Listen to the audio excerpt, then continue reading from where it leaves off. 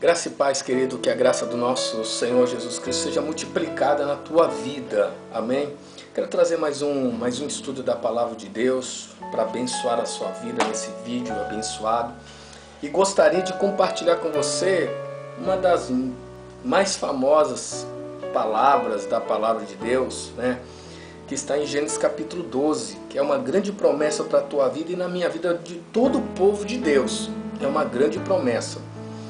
E Deus começa aqui falando em Gênesis capítulo 12 com Abrão, que logo depois, mais passa alguns capítulos à frente, algumas situações à frente, Deus troca o nome de Abrão para Abraão. E Deus fala para Abrão naquela época, para ele sair do meio da sua terra, do meio da sua parentela, da casa de seu pai, e vai para a terra aonde Deus queria levar ele. Abrão, ele não cria nenhum tipo de constrangimento perante a Deus, nem perante a ele, nem perante a sua mulher e sua família, para sair daquela terra onde ele estava. Ele simplesmente ouve a voz de Deus e vai. E Deus faz promessas para Abrão aqui. Deus faz promessas para ele. Deus fala que através dele uma grande nação iria surgir, que Deus iria abençoar a vida dele, e iria engrandecer o nome dele, e a vida dele seria uma bênção. E isso tudo, ele sendo o exemplo, quer dizer, tudo essas promessas, Deus iria fazer com Abraão, e da descendência dele, as pessoas também iriam ser abençoadas conforme Abraão também foi. Então o tempo foi passando, Abraão decide sair da terra, vai para a terra onde Deus estava mostrando para ele. Ele, em ato de obediência, ele faz aquilo que Deus coloca o coração dele para poder fazer. Nasce o primeiro filho de Abraão, que é o filho da promessa, que é Isaac. E a história vai se confirmando, as bênçãos vão se confirmando.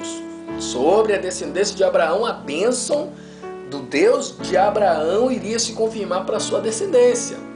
E a Bíblia diz que chega numa determinada época da história, que José se transforma governador, um dos filhos de Jacó se transforma governador do Egito, e devido à terra estar passando por uma grave fome, decide chamar Israel, chamar Jacó, chamar o seu pai para morar no Egito.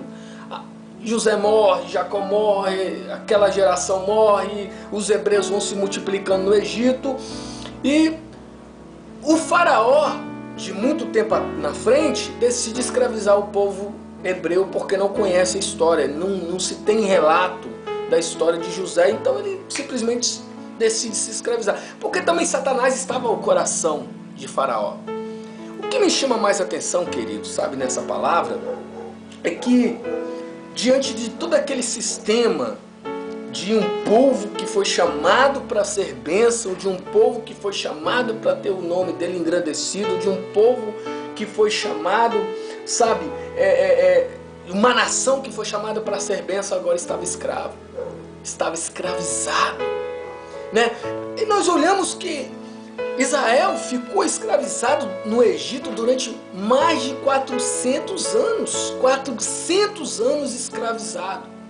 O que aconteceu com aquele povo que em Gênesis capítulo 12 recebeu do seu patriarca, recebeu do pai da fé, um título de ser uma grande nação abençoada, agora estava uma grande nação escravizada. O que aconteceu? Será que Deus mudou? Será que Deus se arrependeu? Será que Deus deixou? O que aconteceu?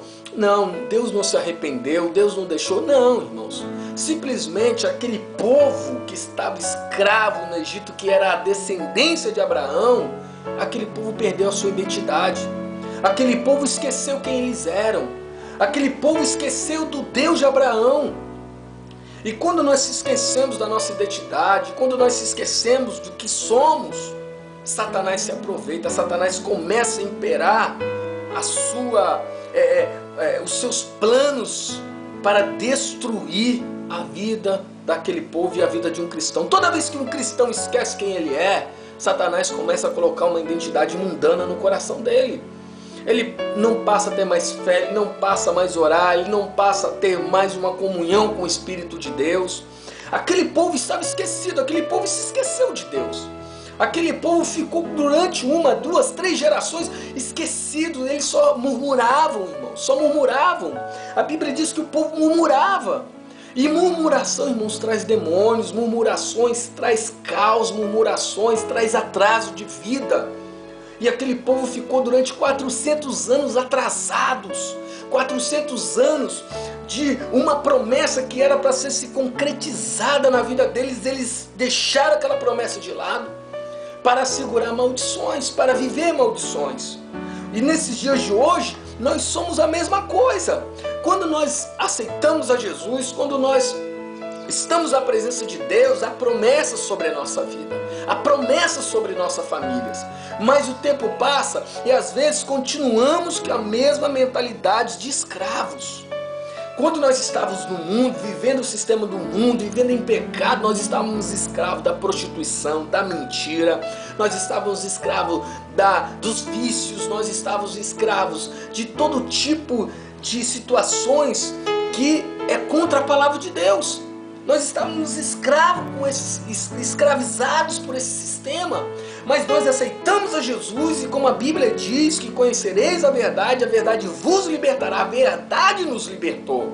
Mas tem muitos cristãos ainda que estão vivendo com aquela mentalidade de escravo, estão vivendo ainda com aquela mentalidade de escravos, estão escravizados ainda.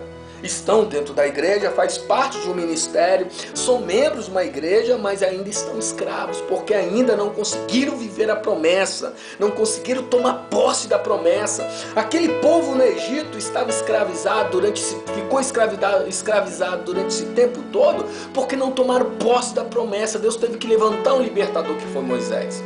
E a Bíblia diz que Moisés vem para libertar o povo voltado, adquirido, tomado na unção da autoridade de Deus, tanto que ele anuncia praga por praga para poder quebrantar Faraó, para Faraó libertar o povo. Mas chega determinadas pragas que o Egito está sendo destruído pelas pragas de Deus. E o que acontece? Faraó começa a negociar com Moisés. Faraó começa a negociar porque Faraó queria ter a certeza que o povo iria para o deserto para sacrificar, para oferecer sacrifício a Deus, mas iria voltar. E é isso que o diabo faz com a gente quando nós estamos na fé, quando nós estamos firmes com Deus. Satanás quer negociar. Satanás ele quer negociar na sua família. Você pode ser da igreja, mas Satanás quer levar o seu filho.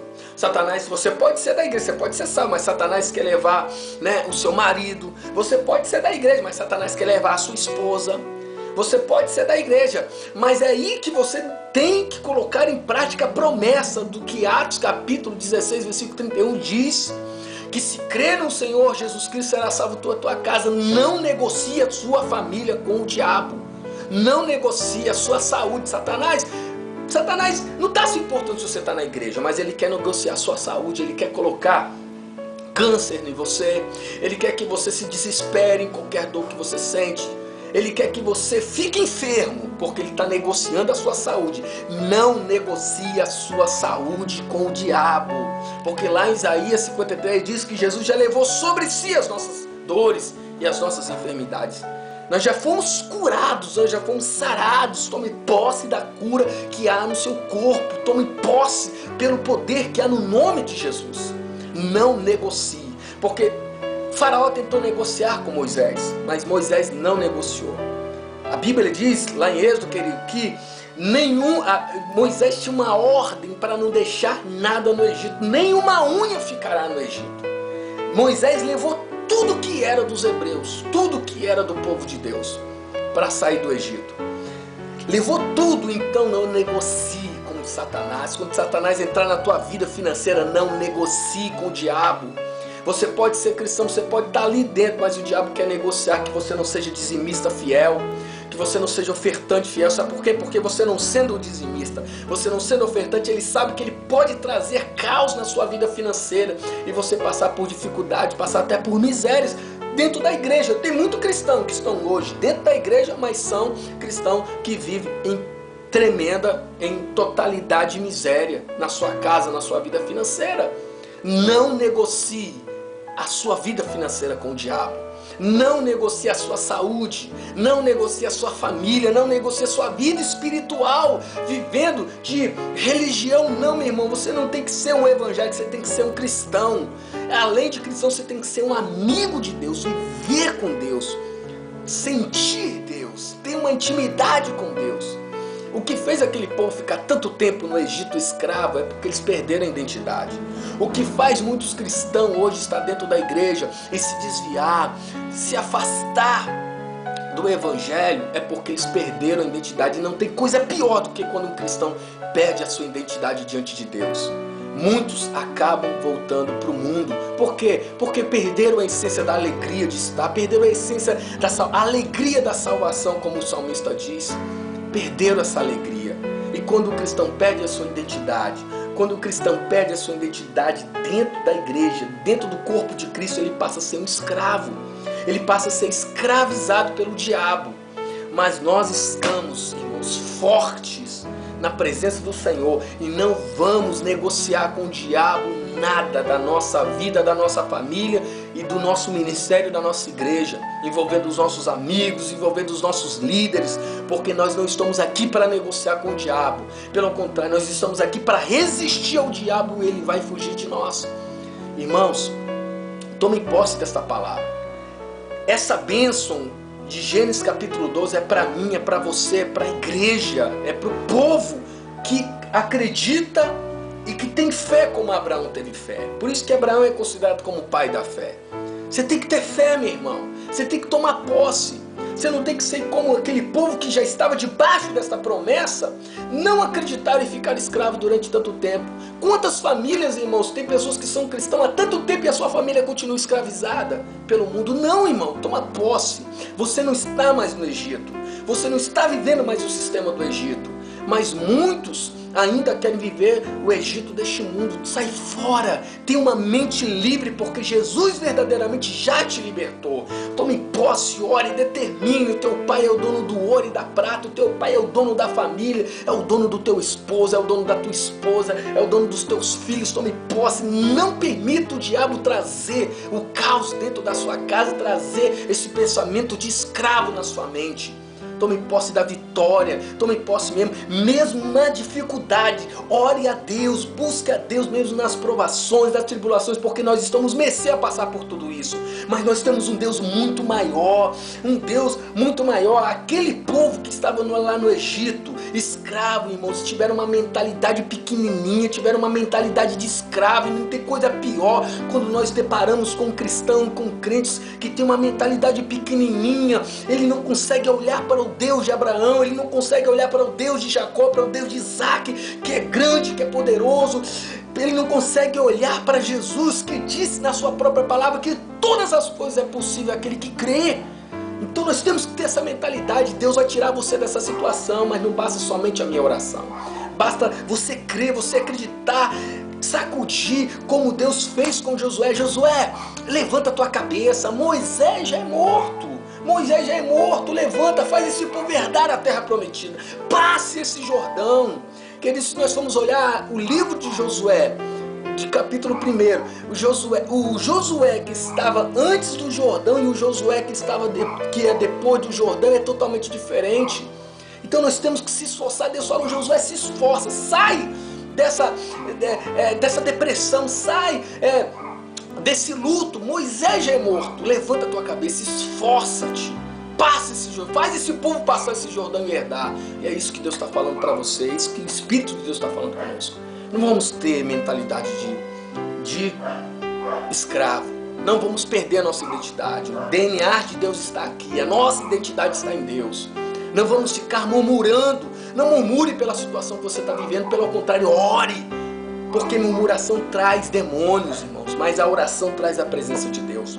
Que esta palavra fale ao seu coração, que o Espírito de Deus te abençoe poderosamente e que o Espírito de Deus venha revelar ao teu coração. Podemos sim, irmãos, estar dentro da igreja e continuar escravos, sim, se a nossa mentalidade foi pequena. Mas se nós entrarmos dentro da presença do Senhor, com o corpo da igreja de Cristo, e temos uma mentalidade de livres em Cristo Jesus, nada nos segura. O Senhor só tem a nos abençoar e nos prosperar e gerarmos filhos abençoados, porque você é o maior testemunho, meu querido. Você é o maior testemunho. As pessoas vão olhar para você e vão querer o mesmo Deus que você. Então, para que as pessoas queiram o mesmo Deus que você precisa estar bem. Levanta a tua cabeça, porque este Deus poderoso é contigo, é conosco, é com a sua igreja. Amém? Que Deus te abençoe poderosamente e que essa palavra fale melhor ao teu coração. Em nome de Jesus. Amém.